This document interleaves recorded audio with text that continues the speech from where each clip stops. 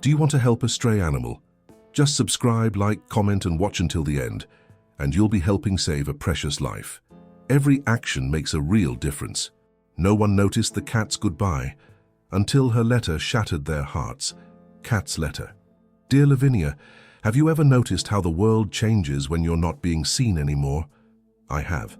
I noticed it in the way your children stopped reaching to pet me when they visited, how the grandkids no longer squealed with delight when I entered a room, and how eventually even you started to look through me rather than at me.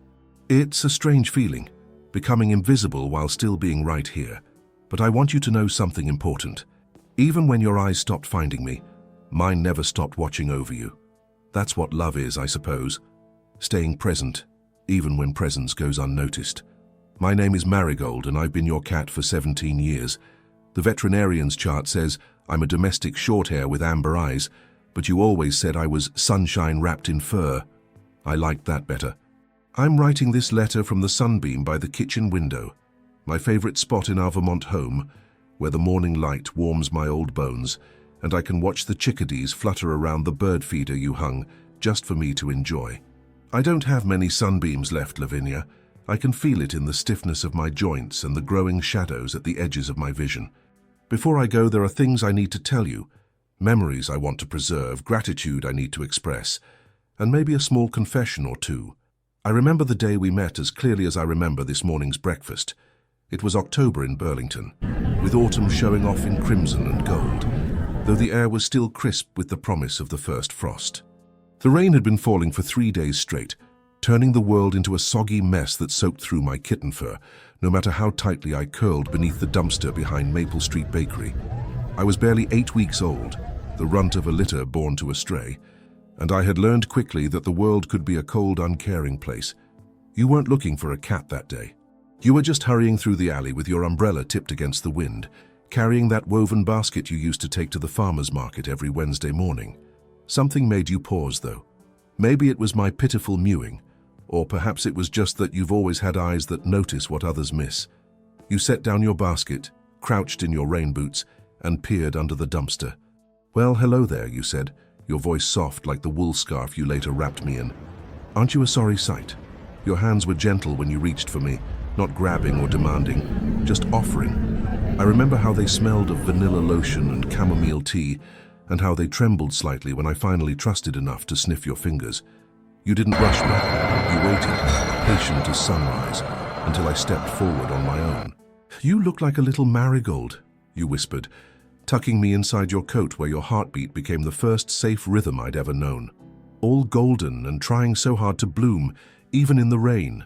That was the beginning of our story, Lavinia. Not dramatic or special in the grand scheme of things, but it changed everything for me. You carried me home to that white colonial house on Maple Grove Road, the one with the wide front porch and the kitchen that always smelled of fresh bread. I was scared and shivering, eyes wide at the enormity of indoor space, but you created a small world for me in a cardboard box lined with a flannel shirt that smelled like you. "This is just temporary," you told Harrison, your husband who pretended to be annoyed by my arrival, but who I later caught sneaking me bits of roast chicken when he thought no one was looking. "Just until she's strong enough."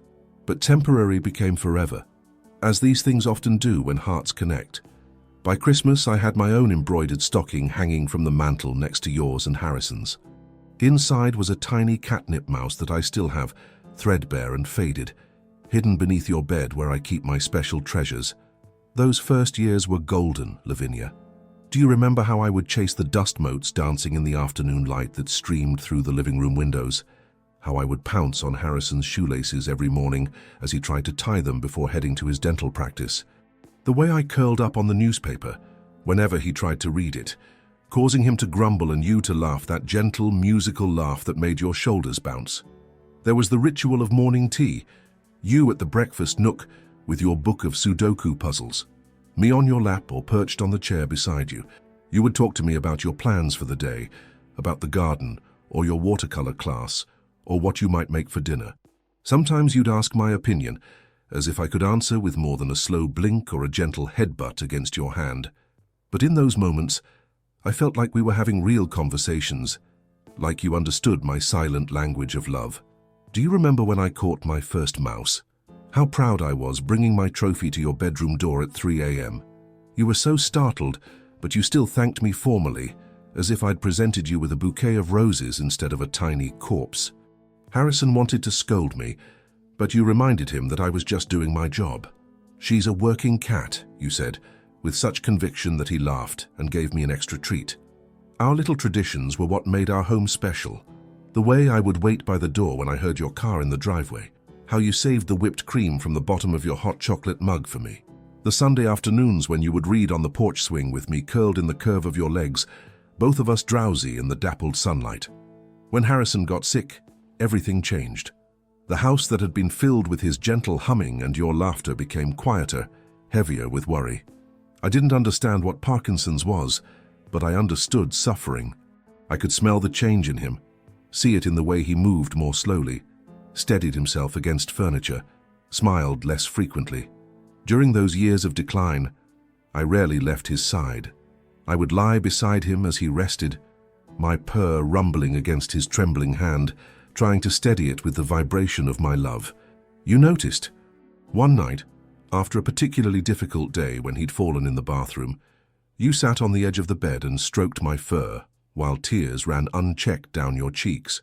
"You're good medicine, Marigold," you whispered. "Better than those doctors with all their fancy equipment. You know exactly what he needs."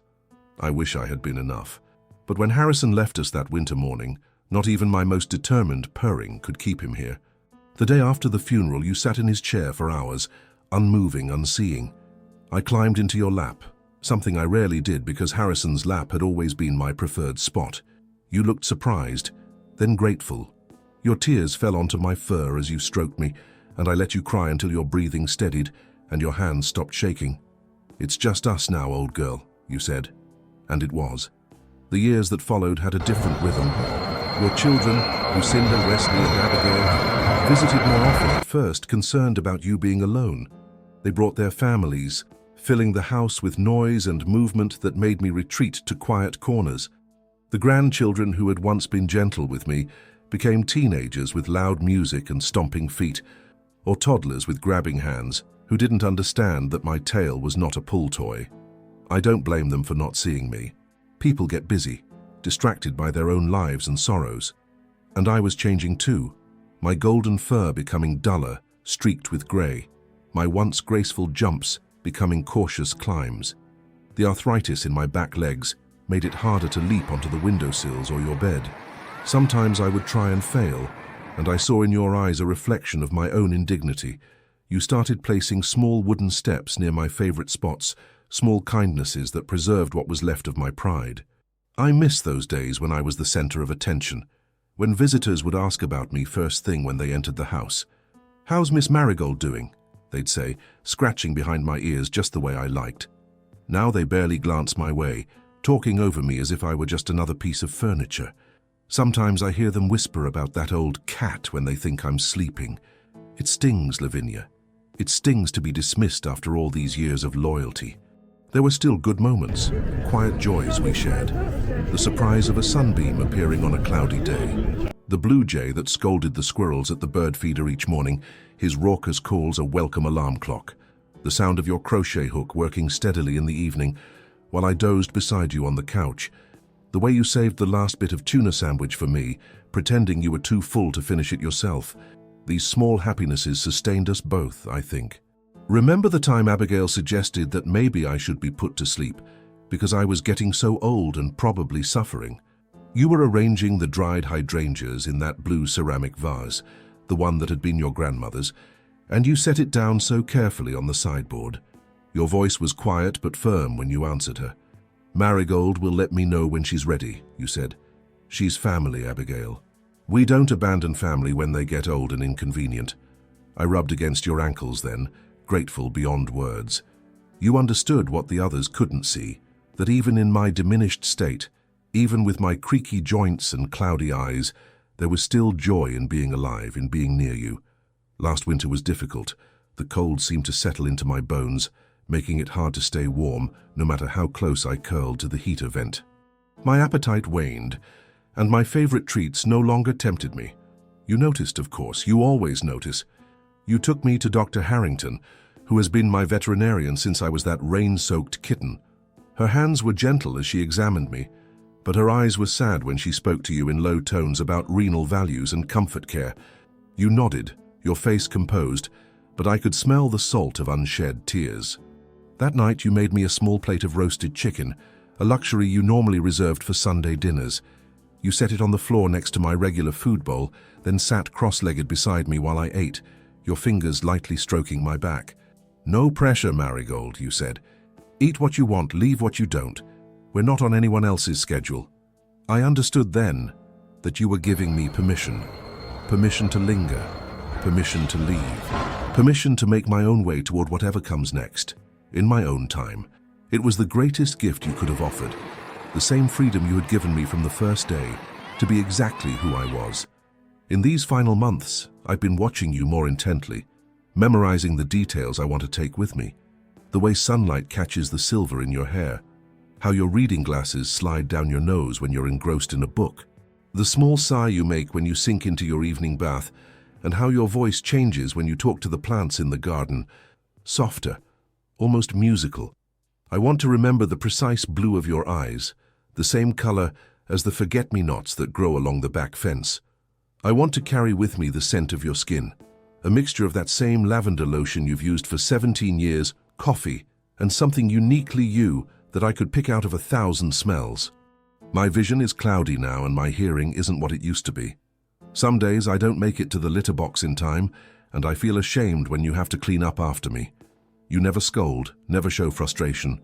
Instead, you stroke my head and tell me it's okay that we all have accidents. Your kindness in my decline has been a balm, Lavinia. I wish I could tell you how much it means to me, how it makes these difficult days bearable. I know my time is coming soon.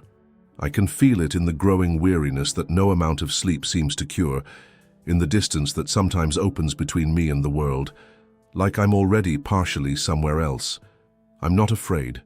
I've had a good life, the best a cat could hope for. But I worry about you, Lavinia.